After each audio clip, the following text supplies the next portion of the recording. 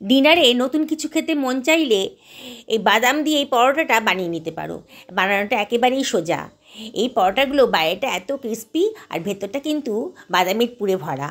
খেতে কিন্তু সত্যি অসাধারণ লাগে। এর জন্য কিন্তু বেশি তেলেরও খরচ হবে না। এটা আমি বানিয়ে দেখাচ্ছি কত সুন্দর আর কত তাড়াতাড়ি এটা বানানো হয়ে যাবে। একদম অল্প তেল মশলায় এটা রেডি হয়ে যাবে। এই জন্যে আমি হাফ বাটি মতো বাদাম, চিনাবাদাম আমি একটা গরম কড়াইতে দিয়ে হালকা করে একটু রোস্ট করে নিচ্ছি। খুব হালকা করে রোস্ট করতে হবে, অনবরত কিন্তু নাড়তে হবে, নাহলে কিন্তু চিনাবাদামটা পুড়ে যাবে। হয়ে গেছে রোস্ট করা। এবার আমি চিনাবাদামগুলোকে ঠান্ডা করে নিচ্ছি। চিনাবাদামগুলোকে একটু চাপ দিলে খোসাগুলো ছাড়ানো হয়ে যাবে। এবার একটা মিক্সার গ্রাইন্ডারে দিয়ে একটা পাউডার ফর্ম করে নিলাম। চিনাবাদামগুলোকে একটা পাউডার ফর্ম করে নিয়েছি।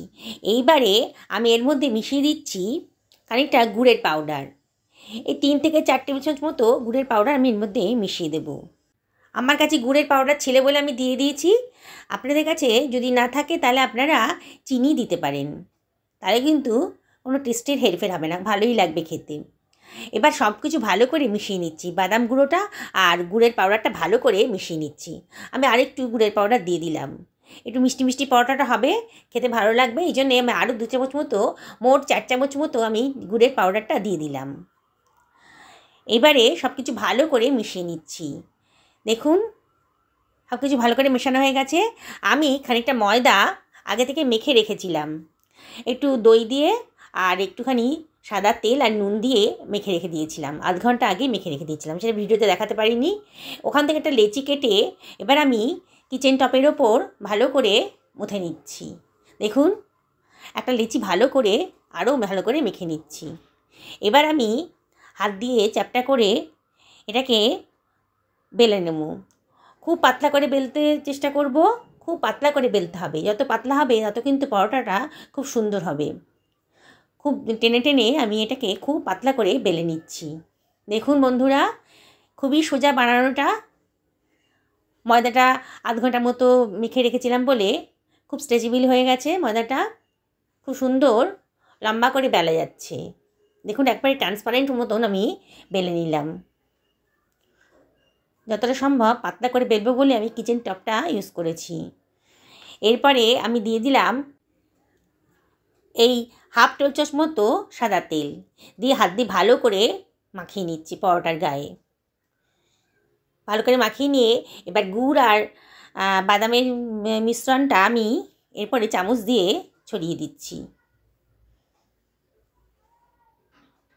এখানে প্রায় 3 টেবিল চামচ মতো বাদামের এই মিশ্রণটা ছড়িয়ে দিলাম। ভালো করে হাত দিয়ে গোটা পরোটার মধ্যে ছড়িয়ে দিচ্ছি। দেখুন ভালো করে ছড়িয়ে দিলাম এটাকে হাত দিয়ে। দিয়ে এবার আমি সাইড থেকে পরোটাটা ভাঁজ করে দিচ্ছি। রোলের মতো করে ভাঁজ করে নিচ্ছি। দেখুন বন্ধুরা, ভিডিওতে যেমন দেখাচ্ছি সুন্দর করে রোলের মতো করে ভাঁজ করে নিচ্ছি। যেমন লাচ্চা পরোটা আমরা বানাই ঠিক এইভাবে ভাঁজ করে নিলাম। একটু লম্বা করে নিলাম হাত দিয়ে এবার আমি গোল করে পাকিয়ে নিচ্ছি। একবার দেখলে পরেই এটা যে কেউ বানাতে পারবে। দেখুন আমার নিচের মুখটাকে ওপর দিকে ঠেলে তুলে হাত দিয়ে একটু চ্যাপটা করে নিচেটাকে করে নিলাম। এবার হাত দিয়ে চাপ দিয়ে আমি এটা বেলে নেব। অল্প অল্প চাপ দিয়ে পুরো পরোটাটা আমার বেলা হয়ে যাচ্ছে দেখুন। আর বেলুন দিয়ে সামান্য একটু চাপ দিয়ে পরোটাটাকে একটু বড় করে নিলাম। খুব বেশি চাপ দেবো না, খুব হালকা হাতে গোল গোল করে পরোটাগুলো আমি রেডি করে নিচ্ছি। সাইডটা একটু ফেটে গেছে, তাতে কোনো অসুবিধা নেই, আমার কিন্তু পুর একটুও বেরোবে না। দেখুন আমি একটু উল্টে আবার একটু চাপ দিয়ে পরোটাটাকে বেলে নিলাম। খুব হালকা হাতে চাপ দিতে হবে কিন্তু। এইবারে আমি একটা ফ্রাই প্যান গরম করে নিয়েছি, তার মধ্যে দিয়ে দিলাম 2 থেকে 3 টেবিল চামচ মতো তেল দিয়েছি। এবারে সাদা তেল দিয়েছি, তেলটা গরম হয়ে গেলে পরে আমি এবার পরোটাগুলো এর ভেতরে দিয়ে দেব। একসঙ্গে বেশি পরোটা দেবো না, আমার যেমন ফ্রাই প্যানটা আছে এখানে 3খানা পরোটাই আমি দিতে পারবো। এইভাবে পরোটাটা আমি দিয়ে দিলাম। বন্ধুরা আমি বেশি তেল ব্যবহার করব না, এই জন্য আমি ওপর থেকে একটুখানি অয়েল ব্রাশ করে দিচ্ছি। পরোটাগুলোর ওপরে অয়েল ব্রাশ করে দিচ্ছি।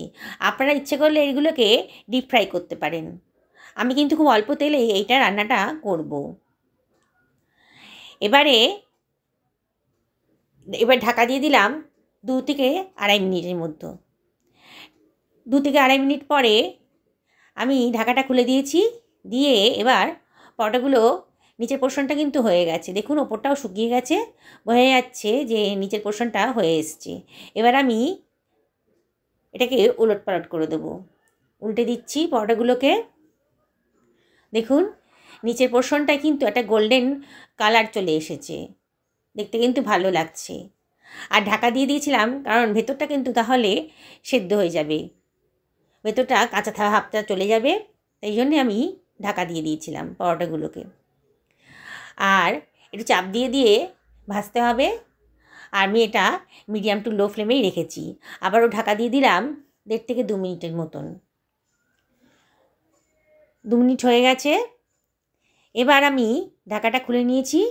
দেখুন বন্ধুরা, আমার কিন্তু দেখেই মনে হচ্ছে পরোটাগুলো কিন্তু ভাজা হয়ে গেছে।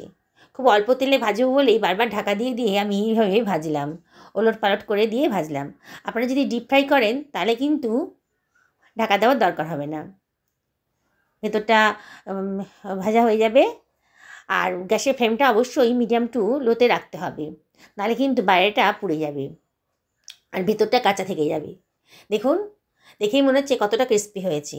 এবার আমি সার্ভ করে দিচ্ছি। ভেতরটা বাদামের পুরে ঠাসা আর বাইরেটা কিন্তু খুব ক্রিস্পি। এই এত কম তেলের মধ্যেই এই রান্নাটা কিন্তু কমপ্লিট হয়ে গেল। খুব স্বাস্থ্যকরভাবে বানিয়েছি বাদাম পরোটা। এটা আপনারা বাচ্চাদের স্কুলের টিফিনে বা হাজব্যান্ডের অফিসের টিফিনে এটা দিতে পারেন, সন্ধ্যেবেলার নাস্তা হিসেবে ব্যবহার করতে পারেন, আর রাতে ডিনার কিন্তু করতে পারেন।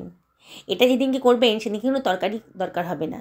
দেখুন দেখেই মনে হচ্ছে বাইরেটা কীরকম ক্রিস্পি হয়েছে আর ভেতরটা কিন্তু বাদামের পুর দেওয়া ঠাসা, খেতে কিন্তু বেশ ভালোই লাগবে। মিষ্টি মিষ্টি পরোটাটা খেতে কিন্তু বেশ সুস্বাদু, বাচ্চারা কিন্তু খুবই পছন্দ করবে এরকম একটা পরোটা। এটা তাড়াতাড়ি হয়েও যায়, খুব কম সময়ের মধ্যে। ঘরে যদি কিছুই সবজি টবজি না থাকে তাহলে কিন্তু এই পরোটাটা আপনারা বানিয়ে নিতে পারেন। আমি আর একটু টেস্টি করবো বলে এর মধ্যে দিয়ে দিচ্ছি ওপর থেকে একটুখানি মধু। মধু দিয়ে দিলে পরে আরও সুন্দর একটা টেস্ট আসবে। বন্ধুরা দেখুন কতটা সুন্দর হয়েছে পরোটাটা, দেখে কিন্তু লোভ লাগছে, খুব সুন্দর হয়েছে খেতে। আপনারা অবশ্যই বাড়িতে এটা বানাবেন আর কমেন্ট করে জানাবেন যে এই নতুন ধরনের পরোটা রেসিপিটা আপনাদের কেমন লাগলো। বন্ধুরা রেসিপিটা ভালো লাগলে পরে লাইক করবেন, কমেন্ট করবেন আর শেয়ার করবেন। আজ তাহলে এই পর্যন্তই থাক, আবার দেখা হবে।